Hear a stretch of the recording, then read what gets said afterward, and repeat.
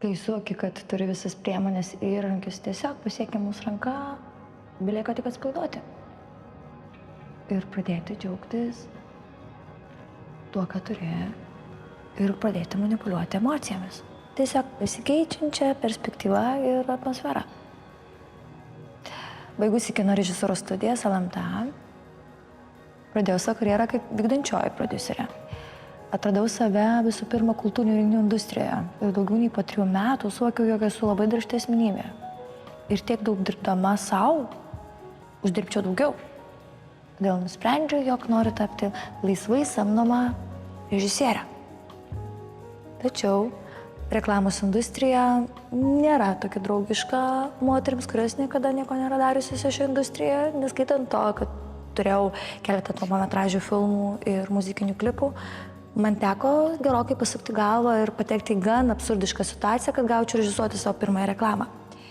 Tačiau po vienos reklamos gavau iškart pasiūlymą daryti daugiau reklamų. Su viena sąlyga, jog turėsiu savo komandą.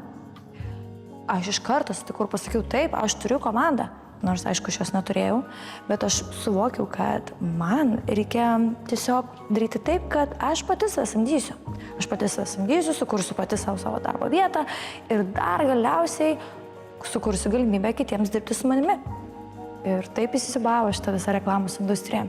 Dar po kelių metų sutikau kolegės bendražygiais, įkūrėme pagaliau brandą, jį pavadinome Easy Creative Production, tai yra kūrybiškos gamybos agentūra, egzistuojanti tarp kūrybos ir gamybos. Dar po kurio laiko likau viena bendrasavininkė. Ir tada prasidėjo visas jautulys.